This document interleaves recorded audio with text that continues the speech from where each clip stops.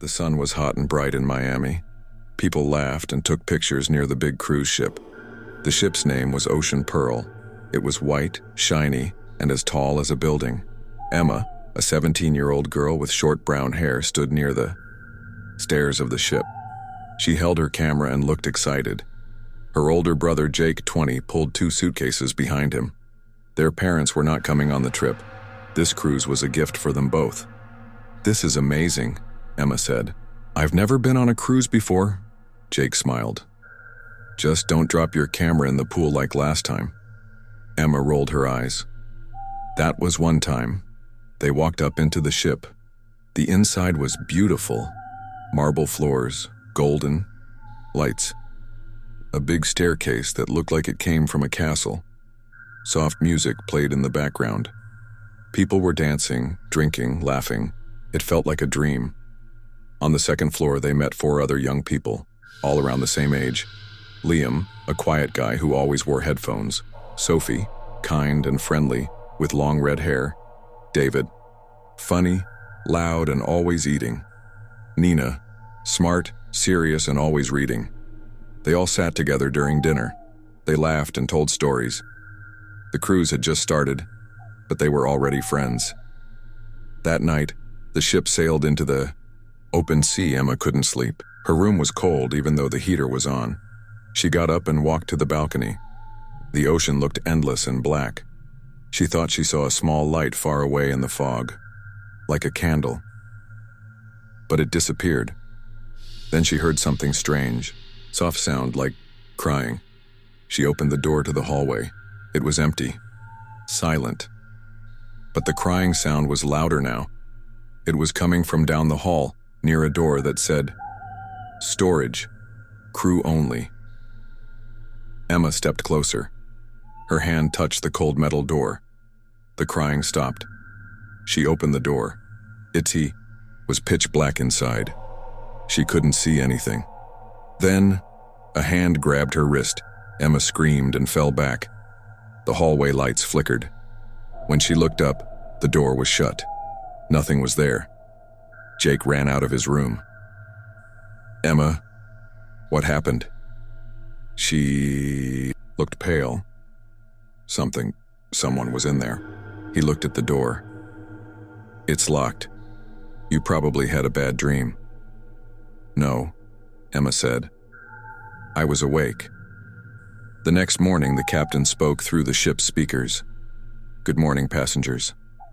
Today we sail east, passing a small group of islands. There may be some fog, but nothing to worry about. Enjoy your day." But Emma felt cold again. She looked out the window. There was no island, only fog. Thick, heavy fog. And inside that fog, she thought she saw something tall and black standing on the water. The fog never left.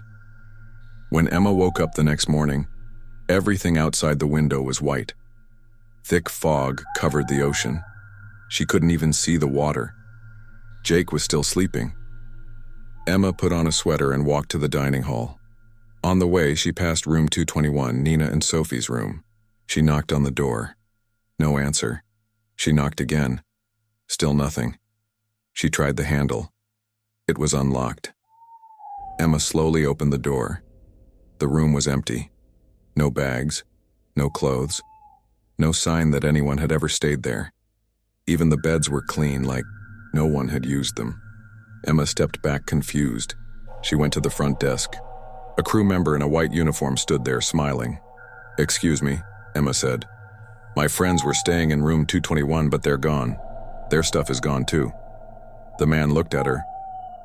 "Room 221 is empty, miss.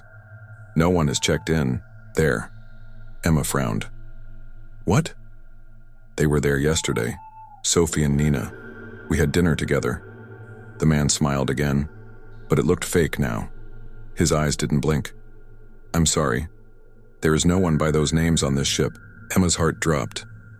Later that day, Emma found Jake, Liam, and David by the pool. She told them what happened. "Sophie and Nina are gone. Their room is empty. The ship staff says they were never here." David laughed. "That's a bad joke." "I'm serious," Emma said. "They're gone." Jake looked at her carefully. Are you okay? Maybe you're just tired. I know what I saw. Liam finally spoke. I remember them too. Sophie gave me a piece of gum yesterday. She was real. David nodded slowly.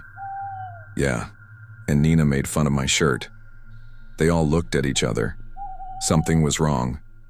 That night, they returned to room 221 together. Jake opened the door. It looked the same. Clean, empty, like a new hotel room.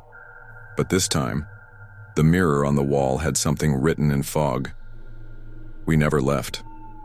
The words faded as they watched. Liam turned pale. Okay, that's not normal. David shook his head. I don't like this. This feels like a horror movie. Jake looked around the hallway. No cameras. No crew. Then they heard it again. Crying.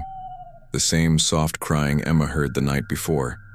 This time, it was coming from the elevator at the end of the hall. They walked to the elevator slowly. The doors were open. Inside was a puddle of water. A small trail of it led inside like someone wet had been standing there.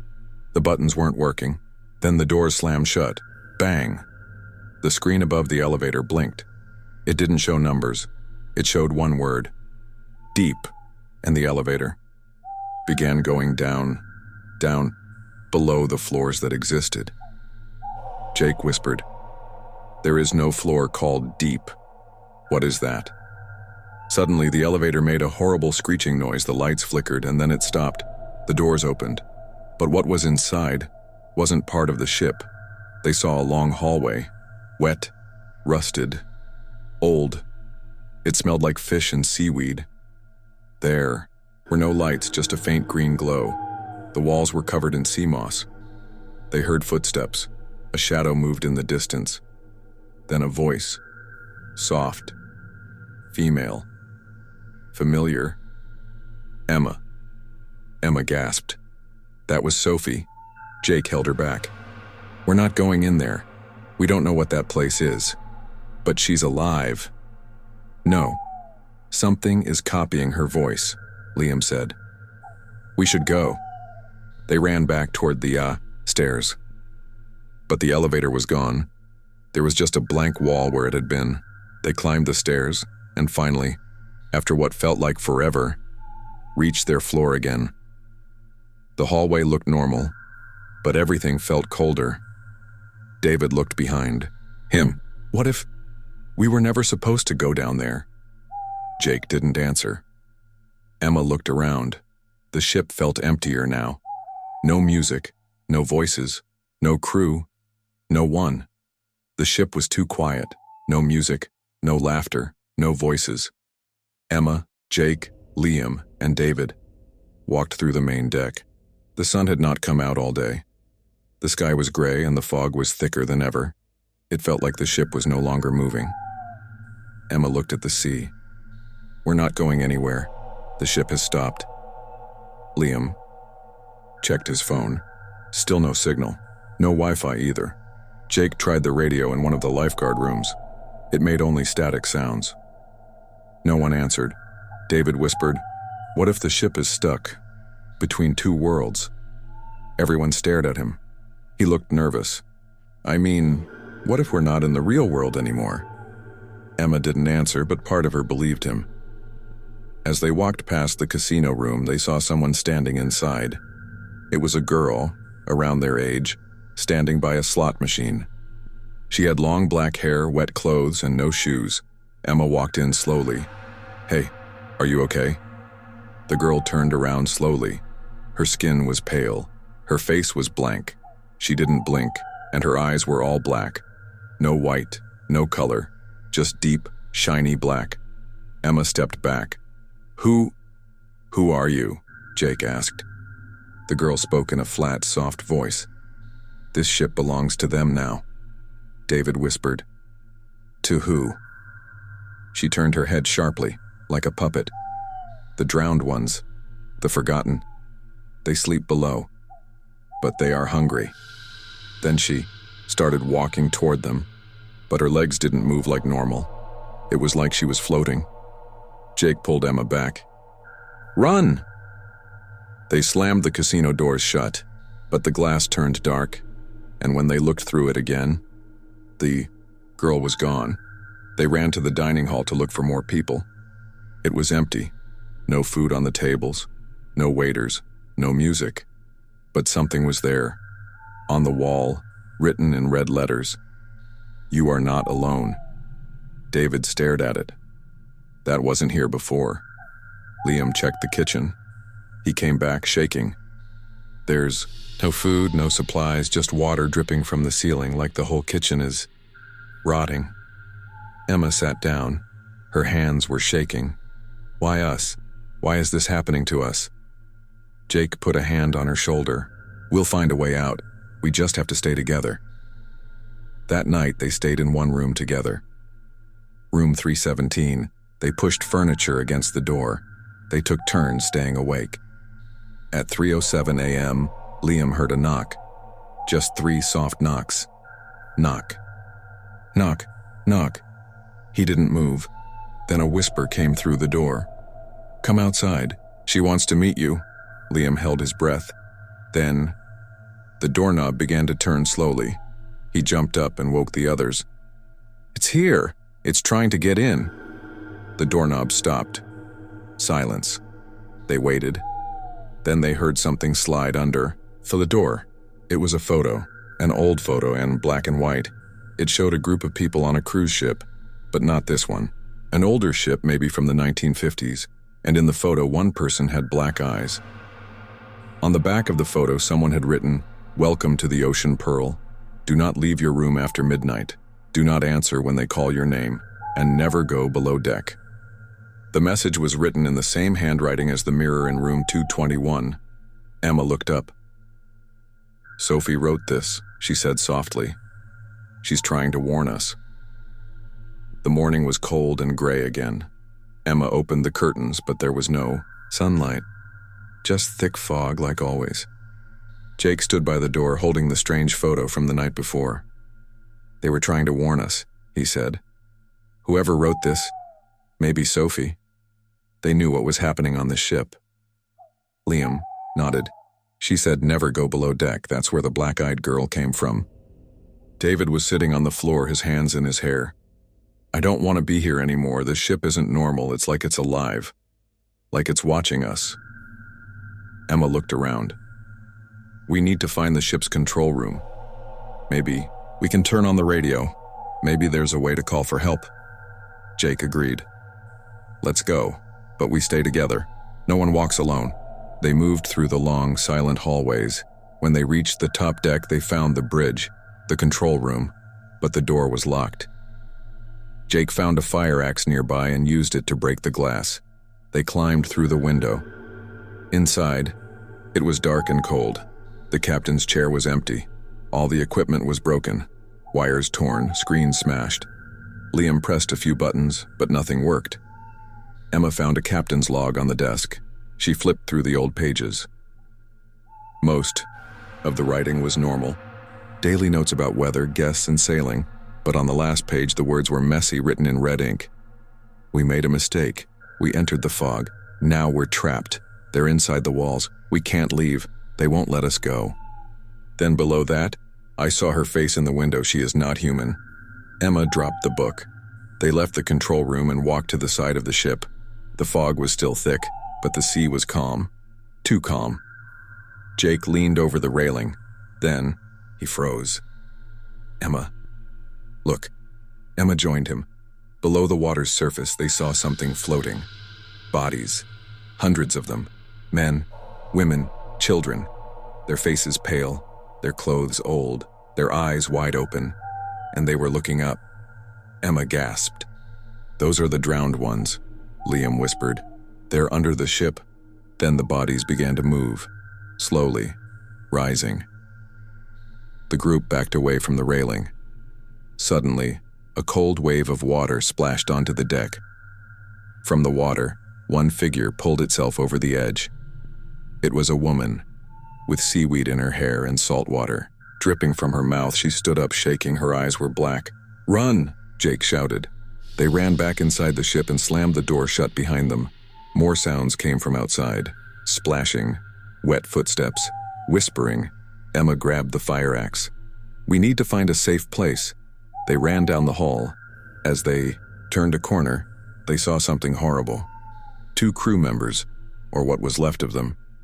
Their skin was gray, their arms twisted, their mouths open as if they were still screaming, and their eyes were black. They stood in the hallway like statues.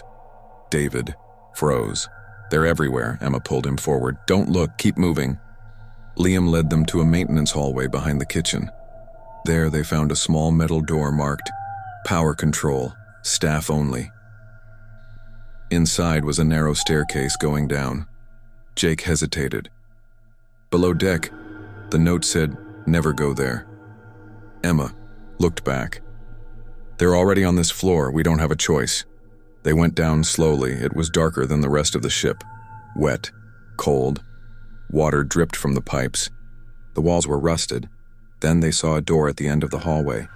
It was covered in chains, but one chain was broken. Someone had opened it before. Emma touched the door.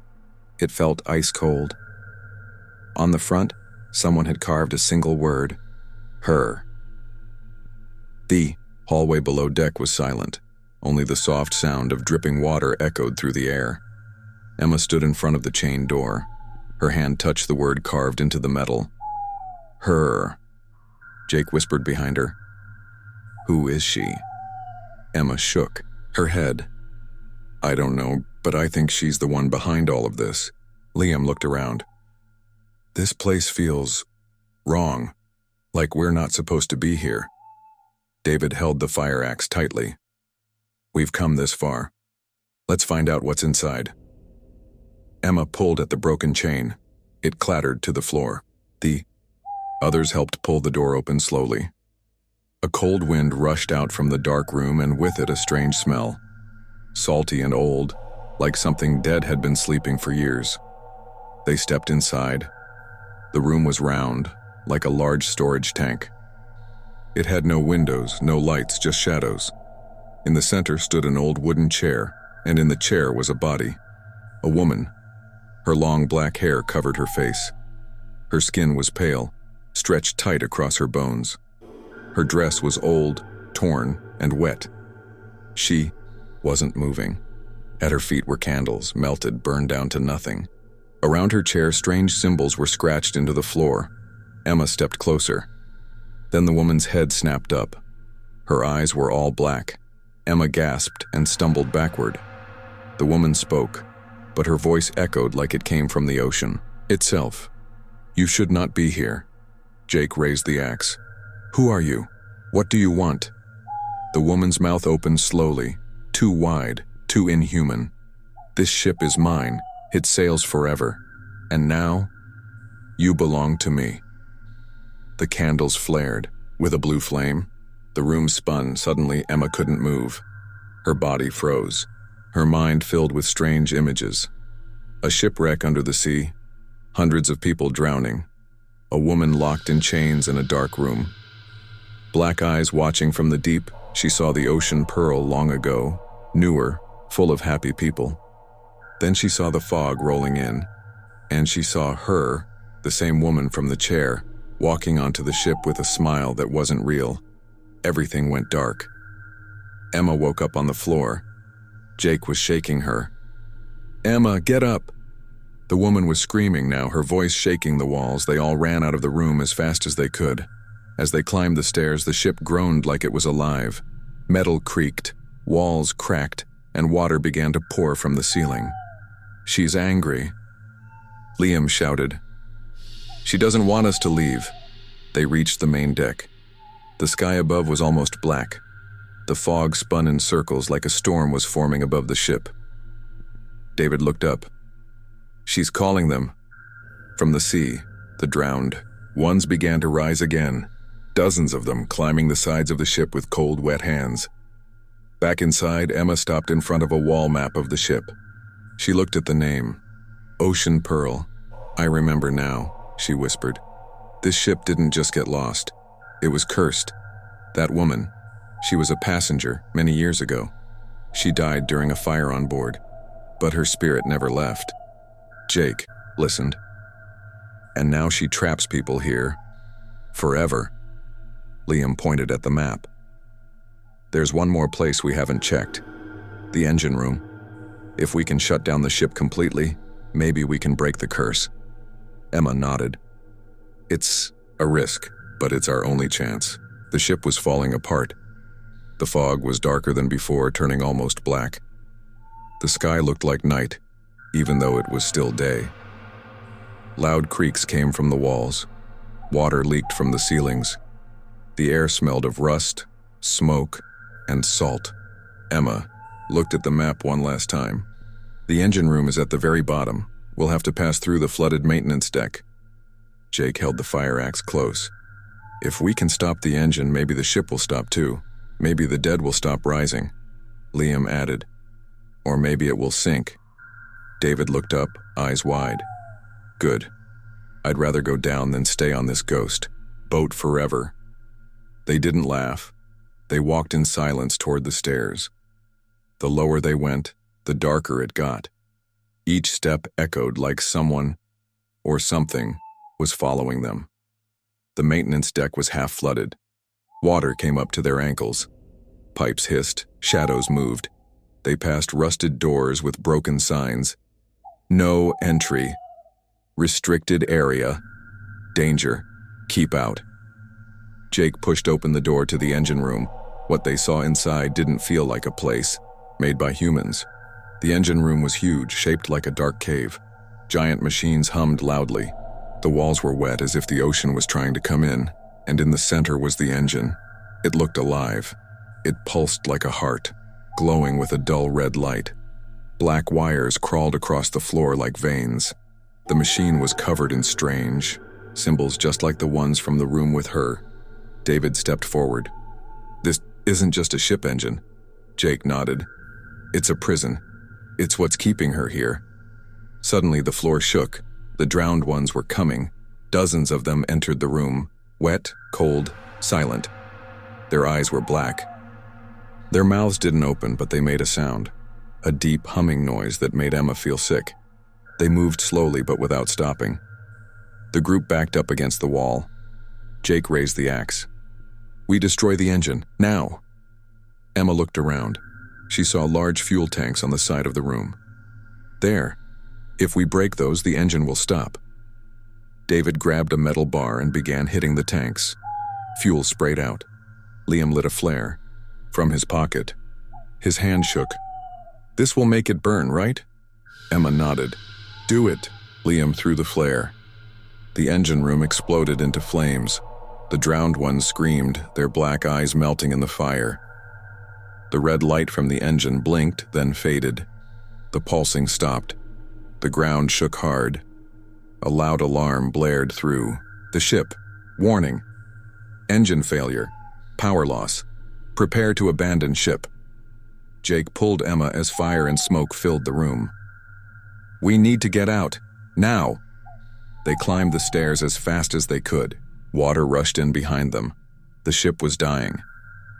They reached the main deck again. The fog was lifting. The sky was clearing. But she was there, the black-eyed woman, standing in the middle of the deck, her dress blowing in the wind. She looked, weaker now. Her eyes faded from black to gray. Emma stepped forward. It's over. You can't keep us here anymore. The woman tilted her head. You broke my heart. Then her body cracked like glass and shattered into the wind. The fog vanished. The ocean was calm.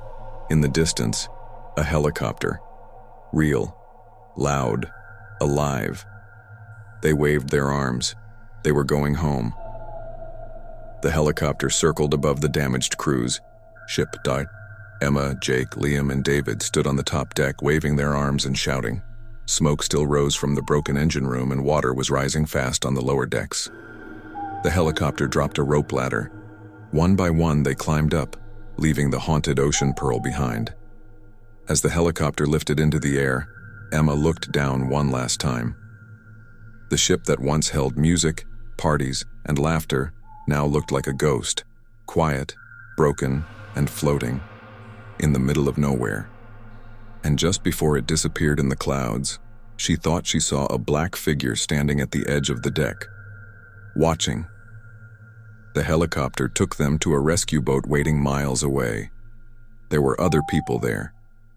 Passengers and crew members, tired, confused, and scared. But no one had seen what Emma and her friends had seen. A nurse gave them blankets and hot drinks. A man in uniform, Commander Reyes, sat down beside them. "Can you tell me what happened on the Ocean Pearl?" he asked. Emma looked at the others. Jake spoke first. "The ship, it wasn't normal. There was something evil on board." Commander Reyes frowned. "The Pearl sent a distress signal 3 days ago, but when we got close there was only fog. No one could contact the ship. Then suddenly, it reappeared." Liam asked, "What do you mean, reappeared?" The commander showed them a tablet with a map. For 72 hours, the ship vanished from all radar. "It was like it wasn't even in the ocean anymore," Emma whispered. "Because it wasn't. It was somewhere else." That night, the 4 of them were taken to a hospital in a nearby city. They were checked for injuries. Everyone said they were lucky to be alive. But they didn't feel lucky. David stared out the hospital window. "Do you think it's really over?" Emma sat beside him. "We burned the engine. We broke the curse." Jake didn't look so sure. "She said we broke her heart. That doesn't sound like goodbye to me." Liam added, "And what about the others who were trapped before us? Are they free now? Or still down there, waiting?" "No," one answered. The next morning, news channels talked about the strange events on the cruise ship. Ocean Pearl mystery. 4 survivors speak out. Ship disappears for 3 days, returns with fire and flood damage. Passengers blame ghost, woman for disaster. Some people believed them, most didn't. Online comments called them liars. Some said it was just stress. Others said it was a hoax. But Emma didn't care. She knew what she saw. 2 days later, a letter arrived for Emma. There was no stamp, no return address. Inside was a photo. It was the same old photo they had found under the door, the one showing a group of passengers from the 1950s. But this time, something was different. In the background, standing behind the group, was Emma. She was dressed in old clothes, her face calm, her eyes looking straight at the camera. She dropped the photo. Jake picked it up. "That can't be real." On the back of the photo were 4 words written in red ink: "See you again soon." Emma couldn't sleep. The letter, the photo, her own face in an old black and white picture. It kept replaying in her mind like a nightmare on repeat. She sat up in her hospital bed and stared at the photo again. There she was, standing behind a group of people who had been dead for decades. Jake, Liam, and David had rooms on the same floor. She walked down the hall and knocked on Jake's door. He opened it, already awake. "You saw it again, didn't you?" Emma nodded. "She's still with us. I feel it." Jake let her in. Liam and David were already there, sitting in silence. David spoke first. "I saw her last night in a dream. She was standing by my bed. She didn't move, didn't speak, but she was watching me." Emma looked around. "Maybe we didn't break the curse. Maybe we just escaped. For now." Later that day, Commander Reyes came to visit them. He looked serious. "There's something you should know, the Ocean Pearl." Emma leaned forward. "What about it?" "It's gone." Everyone froze. Jake asked, "Gone? What do you mean?" "Commander," Reyes replied, "we sent a team to tow it back to port, but when they arrived at the last location, it wasn't there.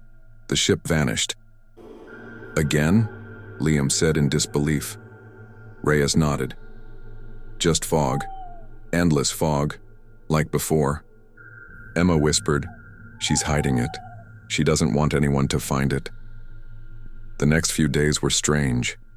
Lights in their rooms flickered, cold spots appeared in warm hallways. At night, soft whispers echoed in the walls, too quiet to understand, but too clear to ignore. In one room, a mirror cracked by itself. In another, a message was scratched onto a bathroom wall. The ocean remembers. David refused to sleep.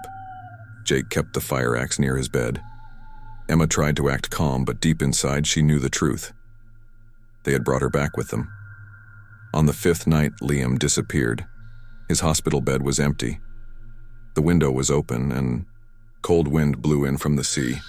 They searched the entire building, but there was no sign of him, not even footprints. The only clue was a small puddle of seawater on the floor. Emma dropped to her knees. She took him back. Jake looked around, angry. "This has to stop. We need to finish this once and for all." David agreed. "We go back to the ocean." Emma stared at them both. "But how? We don't even know where the ship is." Jake held up a GPS tracker. "I planted this on the ship right before we escaped. The signal is weak, but it's still out there, floating." Emma stood up. "Then we go. We face her. We end this." That night they rented a small fishing boat. Just the 3 of them, Emma, Jake, and David. They followed the GPS signal into the deep ocean.